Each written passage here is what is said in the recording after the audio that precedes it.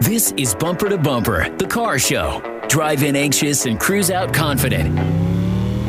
With the best automotive information for your vehicle. And now your hosts, Matt Allen and Dave Riccio. Well, happy Mother's Day weekend, all you mothers out there. Welcome to Bumper Radio. I am Dave Riccio, here along with Matt Allen. We are your KTAR car guys, heard here every Saturday from 11 to noon. At Bumper to Bumper Radio, we're helping you, the motoring public, have a better overall car experience. If you've got questions, we've got answers, so we encourage you to give us a call at 602-277-5827, 602-277-KTAR. You can also text us at 411-923. Anything about your car, if you've got a write-up from a shop, a repair that you're considering, if your car's making a strange noise and you're just not sure what it is and which path to go down, anything related to your car, if you're looking to buy a car and wondering what kind of car is a good car, you can give us a call. Today on the Bumper to Bumper Roadmap, we've got an email of the week from one of our listeners. Of course, open phones and text. And Diagnostic. Last week we had a call from a gentleman who said, I put a this on my car, and I put a that on my car, and I put a that on my car, and I still have the same problem. But $1,000 later. Yeah, and I think part of that started with, I went to the auto parts store and they did the diagnosis, which really is they plugged in their little, the generic code reader, and it gave them a code. So that wasn't really a diagnosis. It's kind of a test, I guess, right? Or is it just reading the computer? Yeah, anytime your car has an issue, there's a very good possibility that the computer is going to recognize it, and it's going to set a diagnostic trouble code. That's a little error message in the computer. So it's a starting place. It's not. I wouldn't necessarily call it a diagnostic. Hey, we read the error message. We know we've got chest pains. Do we got indigestion, or do we need open heart surgery? And they give you a little printout, and it says, well, I'll give you an example, P0740. Well, you need possibly a transmission problem, possibly a solenoid problem, possibly a wiring problem, and possibly a computer problem. Well, those are four big possibilities that are going to take a lot of work to get to. So I wouldn't refer that so much as a diagnostic, but that's hey, we think we got a problem over in this section. That's why that little yellow light turned on. So diagnosis, what is diagnosis? It's one of those things at the auto shop I don't think people like paying for. Well, they don't, Dave. I mean, we talked a little bit about the show of how the diagnostic started. When did we, as shop owners, have to start charging for this thing called diagnosis? And I'm kind of the theory, part of it probably in the early 80s when shops had to start buying all this big equipment that didn't fit inside the toolbox. Now the shop owner has to say, gosh, we have to charge for using this expensive equipment. I think it's part of that, along with the complicated systems and the sense of maybe community. Everybody used to go down to the corner gas station, and Larry the mechanic would open up the hood, start doing the adjusting, and call you up and say either I fixed it or it's going to need this, and you would say okay, and then it was just done. The car was solved. But then cars got more expensive to fix, and maybe Larry would go spend all this time, and then people go, well, I don't want to do that. Well, Larry's got a bunch of time into it. Yeah, and Larry has intellectual knowledge. He's got the tools. He's got all this stuff. So I think maybe the lack of loyalty from consumers spurred on some of this need to diagnose. I mean, you go to the shop and it says free diagnosis. Do you really think you've got no relationship with this guy? You just walk up, they're going to work on your car for free? I mean, you're just going to flag some guy down the road and ask him to mow your grass? You think he does that for free? No, sometimes there's something free. I'll do free diagnosis at my shop when I have a good relationship with a regular customer, and I know that I can just go in, or just something was really quick and easy. It's not even a conversation. It's not even a conversation. Yeah, it's just done and thank you. So that's a little bit of it, but people don't like it. And whether it's the perception because they think they may be able to get it for free, but you know what free stuff is worth? What you paid for it. Yeah, not a whole lot. Well, at times. I mean, I've seen it, Dave. I've know of you seen it. I had a guy come in from the shop around the corner from me. Oh, they said I need a new transmission. How much was did they charge you for diagnosing it? No, and they wanted a second opinion. Well, our diagnosis was $175. But guess what? They didn't end up with a $2,000 transmission they didn't need. they had a wiring repair for $400. Well, it is one of those things where I see consumers try and save a dime and cost themselves $1. Chipping over dollars to save dimes. Exactly. And so you think I'm getting something for free, but it's gonna cost you. And it's frustrating in our business. It's a frustration, but I think it's probably just more of a, hey, what the heck are we doing, and why am I paying for diagnostics? So let's take the example of the gas cap code that we had talked about emissions last week, and they were talking about giving away free gas caps as part of their deal. But if someone's got that little emissions light on, it could be the gas cap, but it could be a lot of other things. What are the steps, Matt, that we go through to figure out what's the code number on a gas cap code? Oh, it's one of those 400 series codes, but any of them, you have to think about it. You have to do the basics. You've got to check the battery on the car. You've got to check the charging system. Everything is centered around a good, solid foundation of electronics on the car. So that's basics. You've got to test drive the car. You've got to verify the problem. You've got to pull out a several $1,000 scan tool or computer to read some data, maybe test drive it, confirm the problem first, erase the data after you've logged it, go drive it again, get it to act up. And now you've got to pull, and that's before we've even opened the hood or done anything. Just to start. Now you've got to start. We have to make sure it's full of oil. Just all the basics, and then we got to dig in, and then we've got to start testing. You have to be able to read that information. We're just not pulling the code. People think, like you mentioned, you go to the auto parts store. It's not a diagnosis. That's not what we're doing. And I have a lot of people say to me, "Oh my gosh, $150 just to look at my car? I'll pull up a lounge chair and drink a beer and look at it for nothing." I'm not just looking at it. People really try to reduce this thing down to nothing, and I think a lot of people have just devalued it. Well, it's one of those things. I know when I buy stuff, I minimize and I maximize. So if I'm selling something, it's the biggest, greatest thing in the world. If I'm buying something, I'm going to minimize everything you're selling to me to make it less valuable to you so I can buy it at a cheaper price. And that's human nature. And I never thought of it till today. I think in a lot of cases, the diagnosis or the inspection that you may do, that's a lot like the service call. The drain's plugged up. The plumber, you don't need a plumber to tell you, when the toilet's overflown or the dishwasher doesn't, or the disposal's backed up, or whatever the case is. Yeah, that's pretty obvious. Yeah, your car's running bad. I know. But so we got to get there. And then when the plumber gets there, yep, you're right. It's backed up. We're here. That was the $85 or the $100. Now the work begins.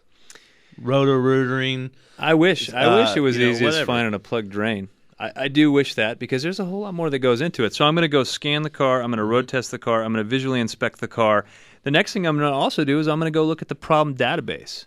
So we can go see, hey, we've got all this information from all the technicians around the states looking at this vehicle, and with this symptom, these are some of the possibilities. Now I got to go test each of those possibilities. Like I say, could be the computer, could be the solenoid, could be the wiring.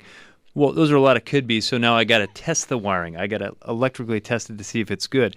So there's a lot that goes into it that I don't think that people realize, and it's the hardest part of our job. Otherwise, it's all just nuts and bolts. Unbolt it, bolt it back on. Unbolt it, bolt it back on. That part of the job's easy. It's figuring out what we need to unbolt. Yeah, and then then people ask, well, when is it appropriate to have a diagnostic testing or that kind of work done? And I'm gonna say that that's something that you should expect to have anytime you have a problem. If you go to the shop and you say, my check engine light is on, that's a diagnostic situation. My car is doing this once in a while, that's a diagnostic or a testing situation. I never really thought of an oil leak as a diagnostic. I was a drivability technician and tune-ups in electronics. That's what I did as a tech. I never fixed oil leaks and did brake jobs, really. He had a full head of hair back then, too. Yeah, partial, yeah. I started going bald early, Dave. Real quick. But my point is that it's still time. You take an oil leak, for example. Maybe it's easy to find. Maybe it's not. Maybe we have to put some dye in the system. So that's not what people would traditionally think as a typical diagnosis using a meter or a scan tool. But you think about that one. You got to pull the car in. Maybe it just made a little bit of a mess and it's fairly easy to see. Or maybe not. Maybe you've got to get a can of cleaner out and you've got to hose the thing off. or pressure wash it. Maybe you got to put some dye in it. Once it's clean, now you got to make it leak again, right? Got to go drive it. Now you got to go drive it, and that's 2 or 3 miles. And you probably had a 1 or 2 mile test drive before you even brought the car in the shop. You've got to listen for all those rattles and stuff that were never there until you worked on it. You know what I mean? And document that. And so that takes time to do. So all these different scenarios are inspections and diagnosis, and there's value there. And if you don't think you're paying for it, it's you're there fooled. somewhere in the price. Yeah. So when we come back, we're taking your calls at 602-277-5827, 602-277-KTR. We can also talk about a little bit of Google Gnostics or WebMD. That place leaves me more confused about that pain in my elbow. When we come back, you listen to Bumper to Bumper Radio. Well, welcome back to Bumper Radio. I'm Dave Riccio here along with Matt Allen, and together we are your KTR car guys. We've got Brandon on the line, and then open lines at 602-277-5827, 602-277-KTAR. And before the break, I mentioned Google Gnostics. You know, you can almost type in any car symptom or problem or diagnostic trouble code maybe you got from the auto parts shop, and it'll give you some answers. That's just the guy at the parts store on steroids. That's like going and asking 100,000 people the same question. You're going to get all the different feedback. Well, I think the hard part is that we don't. If we're not in the business, we don't really know how to read those symptoms. So I'm reading a symptom, and gosh, it looks like just like my problem. And I'll have someone come in, and they'll bring in their Google Gnostics, I call it, and they'll say, "Hey, I've got this Honda Accord, and I got this, that, the other, and the other problem happening. What do you think? Can we get that fixed?" I said, everything you read is on the 2.3 liter, and you got the 3 liter. It doesn't even apply to your car. And they go, oh. You know, but that's the way it can happen. Well, when I go to WebMD, I'm looking at stuff, and I go, yeah, I got that. But it is indigestion, or do I need open heart surgery? And so how to interpret that information is what we learned over the decades of being in this business. How do we go about doing that? So Google Gnostics, to me, is the same as WebMD, and I don't think WebMD... It is nice to kind of go read up what could it be, kind of get a feel, you know, before I actually go make that doctor's appointment. But it's not the end all. Yeah, sometimes it's just as confusing. And some things that people might get diagnostic work done on this morning, and maybe not. It's cold. I don't know when it was this cold last time in May. Oh, way cold. But I bet there's a whole lot of check engine lights on this morning for stuck. Well, it's probably a stuck thermostat. The code is going to be like a 128 or something like that. Engine cold too long. Not up to operating temperature. And the other one, there's probably a lot of tire pressure warning lights on this morning. That was definitely me. I saw it first thing. I'm like, oh, man, really? And over the years, though, a lot of those are just, they're low on pressure, and you can adjust them and fix them. But now that those systems, Dave, what is it? I think they were mandatory in 2007. So they're coming out now. We're getting on 7 years old. This is when the batteries are starting to fail inside of the sensors. So sometimes it's just a matter of airing up the tire and resetting the system. Sometimes not, though. The sensor's not reading. So now we have to decide, do we have a bad sensor that's not putting out or accepting the radio signal? You know, there's another computer inside the car that's sending out. The antenna's got to work, the amplifier's got to work, and it's got to have the ability to talk to all 4 of the sensors on the car. That's a big change. You know, if you think you go back to the 80s, you know, we didn't even have cup holders in cars. No. Now it's like standard equipment, you know. No cup holders, and now we got to diagnose these things, and there's now, I don't know, like 20 computers on the thing. You got to dial up this one. What's going on over there? We got to up this. What's going on over there? You had to hold your beer between your legs instead of, Maybe you. No, I'm joking. But, so just the way that it's going. So you really have to have an open mind when you're going into the shop.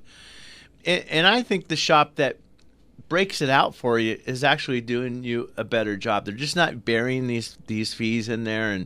And really what I think, too, the other reason that people do free diagnosis, they know you have something wrong with your car. I'm going to get you in. It's free. Come on in. It's the lost leader. It's the $9 oil change is the free diagnosis. You're bound to have a problem that you have to fix. And if I can get you here, I have a chance of getting that job. Because we've seen just as much of that with these shops now that used to specialize in transmissions, and all they did was brakes. But now, guess what? They're auto service experts. Now they know everything. Well, you know, we've had some of those. after they've done the check engine light, and remember this testing was free, right? So did this test, did that test, we put this sensor on, that sensor on, spend $500-$600 and then they throw in the towel and say, gee, we don't have the equipment necessary. You're going to have to go to the dealer. Well, then that gives all of us guys who can fix the car and who do charge for diagnosis. The dealer doesn't do it for free either, by the way. Everybody's got to charge it. It's there. You're going to pay for it no matter what. You can't skip out. Hey, I want to get to Brandon in Phoenix on a F350 1996. Brandon, you're on Bumper to Bumper Radio. How can we help you today? Well, how are you guys today? Great. Fantastic. Good deal. So a couple months ago, we had a pretty big rain, and I was driving up off Carefree Highway, and I had no idea how deep the water was across this road. I've driven the road hundreds of times.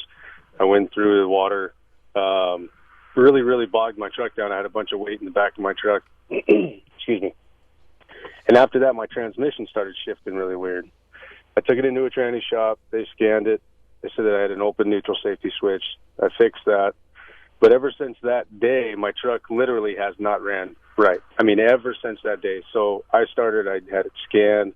I started fixing the stuff that was wrong with it on the scanner. I've done a throttle positioning sensor, fuel pressure regulator, injectors, battery, O2 sensor, fuel pumps, fuel filter, coil, temperature sending unit, thermostat. Now, I'm getting sick kind of hearing all these things that you did. I'm starting to feel bad for you. He's turning green. I mean, what was the basis for replacing all that stuff? Was it guessing, or because you thought that's what it might be, or every time I scan the truck, I have a handheld scanner. It's OBD1, and so every time I scanned it, it would pop up with another code at me. And so I was like, okay, well, it's not throwing the throttle positioning sensor code. It's throwing my intake manifold pressure sensor code. So I replaced that, and then I kept going forth with that until literally I was out of options. I couldn't replace anything else in the truck. It's almost brand new. Yeah. I finally gave up and took it into a shop. Excuse me again. And they had diagnosed that my computer was bad. And so I tracked down a computer. I found a computer finally because Ford doesn't make it for my truck. No aftermarket companies make it for my truck. I finally found one that matches my calibration code and everything else out of Pennsylvania. Had it shipped over here, installed it. Ran great for a day. One day, and now I'm back to the same thing. It runs beautiful in the morning, and it's gas, by the way, 460. It runs beautiful in the morning when the temperatures are cool. It runs awesome at nighttime. Same thing, temperatures are low. And in the middle of the day, it bogs down. Like I'd go give it if I'm sitting at a stoplight or something like that, my my idle gets real choppy. If I'm just sitting there with my foot on the brake, it goes from a nice idle, and then all of a sudden it's got a nasty lope in it, like I've got a top fuel drag car. Okay, well I'm hearing a couple different things here. It started after it got wet, so that's where I'm going to start looking. If this is in my shop, what got wet? What could have possibly happened? The other thing here, and I can tell you, this car shows up at my counter. You can't even leave it unless you're willing to spend $1,000. That doesn't mean the bill is going to be $1,000, but you think about what we've got to go through to confirm what we're telling you is right. And not only that, the other thing I heard is I had it diagnosed by somebody, and then I took it and I fixed it. Kind of not the same. Let somebody else take ownership of this so that they can own it until it's fixed, and then you'll probably spend less money and end up with a car with the problem solved sooner. Thanks so much for the call. 602-277-5827, 602-277-KTR. You can text us at 411-923. We'll be right back. This is Bumper to Bumper Radio, KTAR News on 92.3 FM. I'm Matt Allen along with Dave Riccio, and here we are this morning talking about your car. And we started off with diagnostic services when you need them, maybe when you don't need them, and our free one's a good idea. Probably talked about a lot of people out there with tire pressure monitoring lights on this morning. Maybe you got that funky looking little horseshoe. You're not really sure what it is. Need to get the owner's manual out and see if it really needs some attention. Anything wrong with your car, you want to give us a call, 602-277-5827. 5827. It's 602-277-KTAR. Dave, what do you want to do? Well, they can also text us at 411-923. We got a text from Sean, a regular listener who's a mail carrier, and he wants to mention the food drive that's going on today. And I know that it's a big food drive, so you can lose some non-perishable stuff in your mailbox and let them pick it up. The mailman will pick it up. You don't even have to go anywhere. See how easy they make it? Simple. That works out great. And we need to be doing that stuff year-round, not just at Thanksgiving or Christmas. There are shelters out there and people that need help all the time. So just remember, be in the giving spirit year-round if you can. I've also got a text. Looks like this person's got an Avalon with 90,000 miles on it. They were at their local shop who said the rack and pinion is leaking and it need a replacement for $1,200. And they say they don't see anything on their garage floor. Might it be safe for a while? Question. Will it be safe? And why rack and pinion leak and no leaks on the floor? What's going on, Matt? Well, again, those leaks, that is so subjective. I mean, how bad is it leaking? Where is it leaking? Why aren't you seeing it on the ground? A lot of people don't park in the same spot. This person sounds like they're pretty familiar with their garage space.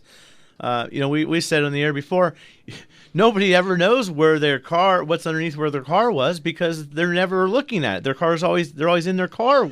They're out of their car when it's parked where they park. You're looking behind you when you back out. Yeah. So you do have to take a look and see what is on the ground. And we've talked about it in shows past. The oil leaks I don't see.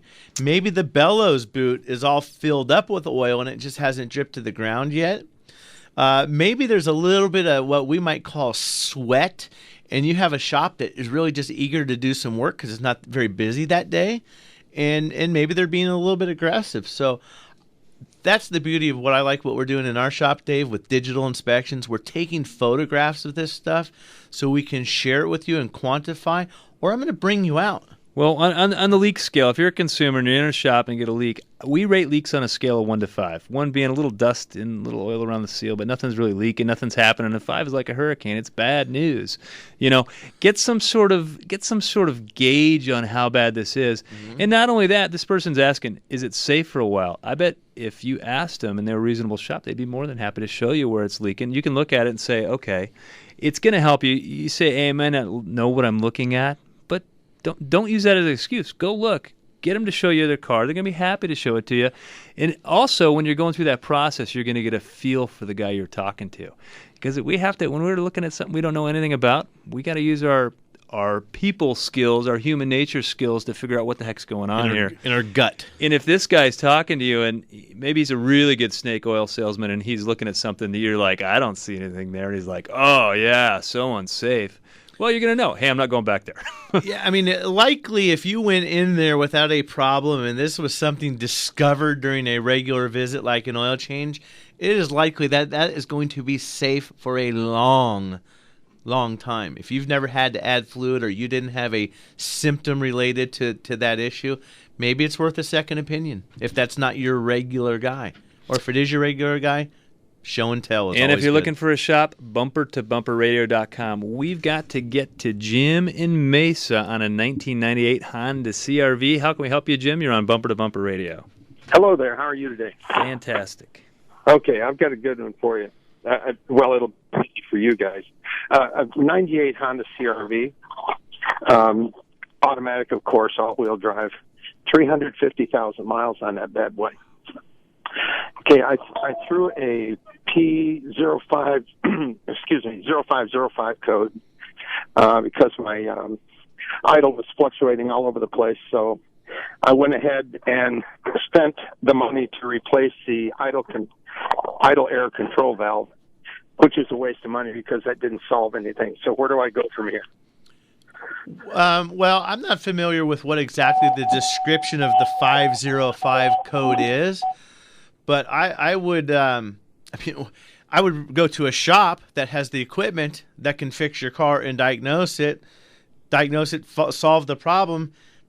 That Honda idle air control motor, I don't think is very inexpensive. Oh, it's probably I would venture to say it's at least a $300 deal. Oh, at least every bit of it. So, again, not knowing the exact description of that code off the top of my head, but if you have a fluctuating idle, you could have an oxygen sensor that we call lazy, who's instead of making that fuel decision very fast, rich, lean, give me more, give me less, give me more, give me less. If it's doing that slow, give me some more fuel. Turn it down. That could be causing that problem. Or a vacuum leak. You could have a vacuum. You could have just a dirty, clogged up, carboned up throttle body or PCV valve system that is not working well, and you didn't need any parts.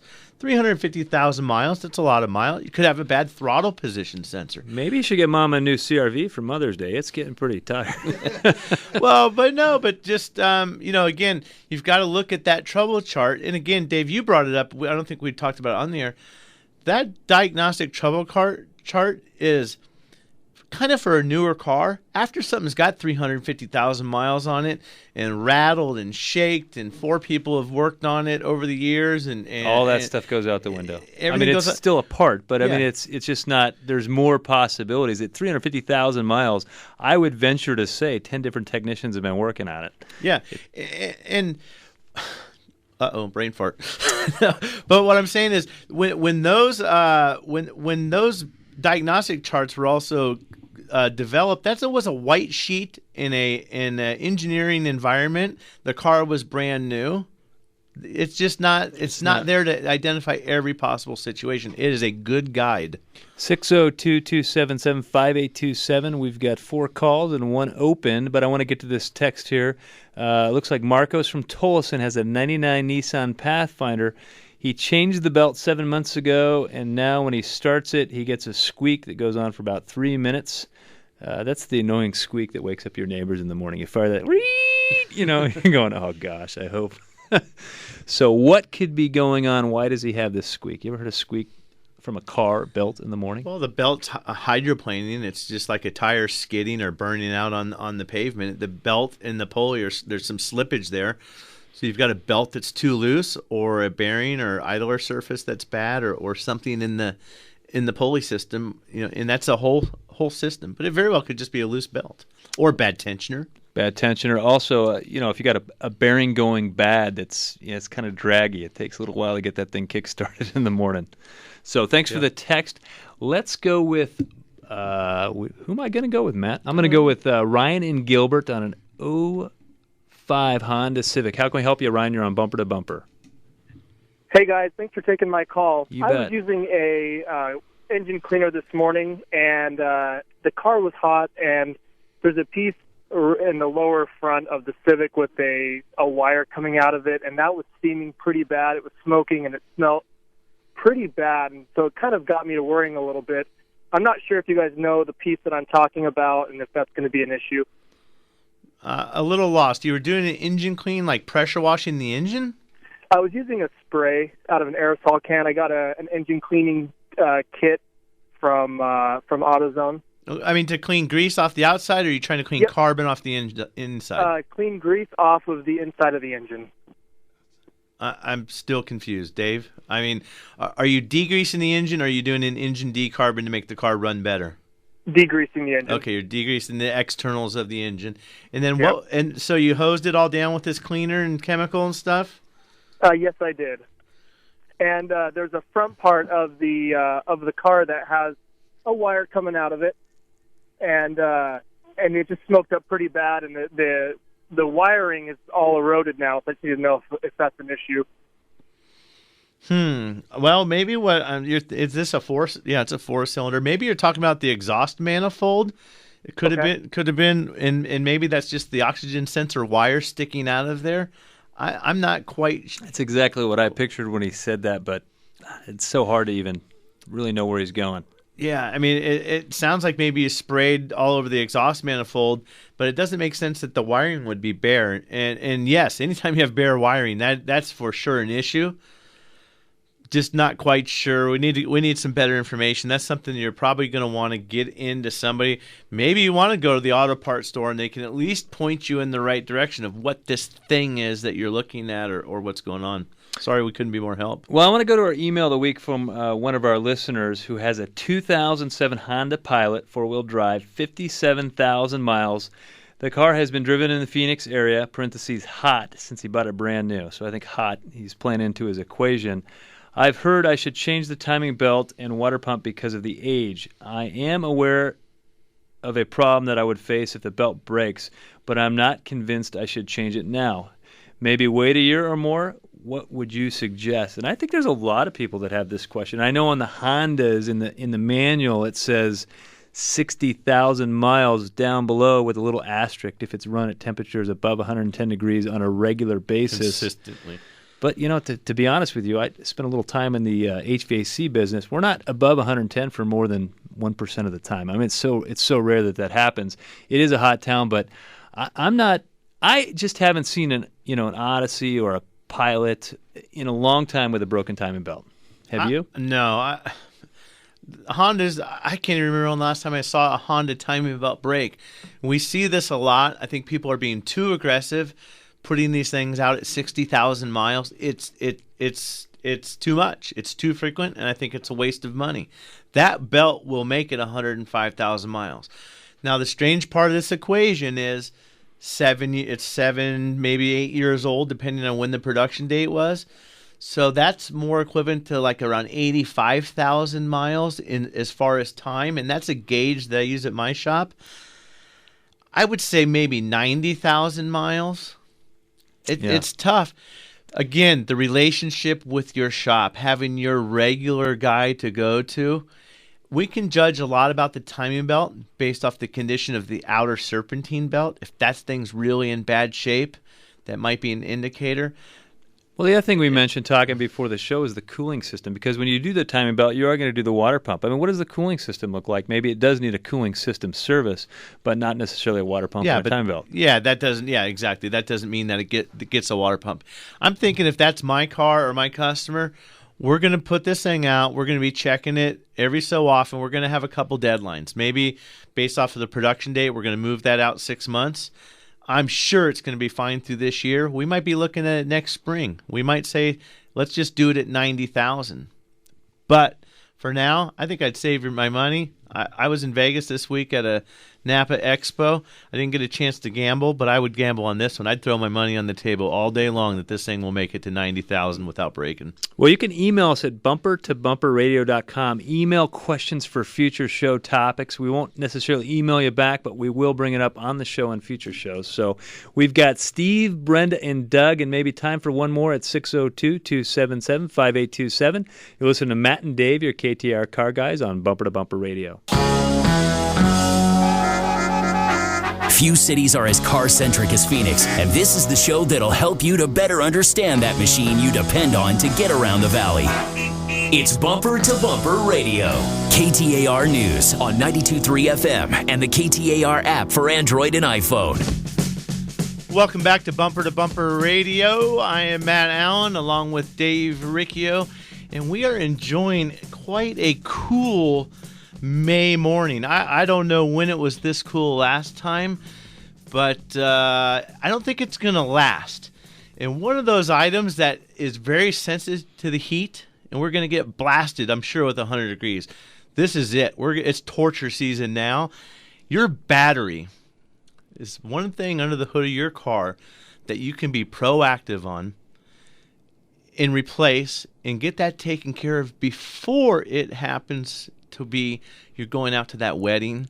Oh, tuxedo and everything. Nothing graduation. Like staring under the head with a tuxedo. How'd you like to be the guy or the gal that misses high school graduation because you're being cheap Charlie on the battery and wanted to let it go a little bit longer? On next week's show, you're not going to want to miss. We're going to have the folks from Interstate Battery here. If you have questions about your battery, save them for next week or be out there listening. You're going to learn a lot about batteries and understand what you need to do to make sure what a good battery is, what a bad battery is. A cheap one, there's a difference between a cheap one and a good one and an expensive one and an inexpensive one. A lot to learn about batteries. So next week, that's what we'll be talking about. Well, we got some phone calls that we want to get to. I'm going to go with Doug in Scottsdale on a 2008 Chevrolet Tahoe. Hey, Doug, you are on Bumper to Bumper Radio. What can we do for you? Hey, guys. I have a question about oil, but before I do that, my 08 Tahoe's got about just under 50,000, and I had a TPMS go out last year, so I had to go ahead and replace all 4, just as a side note. Yeah, that was a good idea. You probably didn't have to, but No, I didn't have to. yeah, but exactly. One goes bad. They're all the same age. They've got an internal battery. You're not going to pay to have that thing retested and have the hassle again. So good one there. Exactly. But it was about that age where it was time, so just went ahead and did all 4. I had a question about switching this vehicle over to synthetic oil. Can you tell me the pros and cons on that? I'm personally a big fan of synthetic oil. I use it in my Honda Element. I always have, because I'm hard on the car. I still change my oil every 5,000 miles. Some people will use synthetic oil because they want to extend the oil change intervals, and maybe they're mathing it out, and maybe it's cheaper. It's better protection for the car. So the engine is gonna put up with more, and I drive my car like a scolded dog, and there's I want to take care of it, so I use synthetic oil. That's just me. Well, and his question was transitioning to. And when the synthetics came out, the Mobile Ones in the 80s and such, the technology has changed. The seal technology, the oil technology, the additives. There was some times where there was the myth, maybe it was the urban legend, if I start using synthetic oil, my car is going to start leaking oil. I think I remember seeing that when it first did come around. You Yeah. would change oil, go to synthetic, and these cars are leaking all of a sudden. You're like, Yeah, that "Ooh." was like 1983, though. So 2008 car in 2015, don't worry about it. Just get your oil change and make your shift over to synthetic. But again, like you said, Dave, I'm not doing it to extend the drain interval. Maybe in this case, I'd take it from a 3,000 mile oil change to a 5,000 mile oil change. I'm not gonna care what the light in the Tahoe tells me. Okay, change your oil or the percentage. I'd probably shift it over to a 5,000 because that's synthetic. Maybe that's the difference when the radiator hose blows and the car gets hot, whether you wipe out the bearings or just blow the head gasket, or whether you make it off the freeway if something goes wrong. I like it for the protection. Thanks for the call, Doug. We're going to go with Steve in Scottsdale on a 2005 Jeep Cherokee V8. How can we help you, Steve? Hi, guys. Thanks. I've got another engine light, which seemed to came on about 1 month after the warranty ran out. Got 100,000 miles on it, and I've had it checked 3 different places, usually in anticipation of emissions testing. And 2 independents, 1 dealer. Best answer I've gotten yet is we don't know. We'd have to tear the whole thing down. And, I did a gas cap, run premium on it. Everything runs fine, but I cannot get that engine light to go off. Did they give you any sort of idea what because we plug in that check engine light when it's on, there's going to be an error message. Did they give any idea what the error message was? Like I said, the best one I've heard so far is we get different messages when we plug it in at different times. And we don't know what it is. We just got to start going down the line and tearing it apart. And I'm like, no way. There's a way to get past emissions, which you probably shouldn't talk about, but that I can get through it, and it runs fine.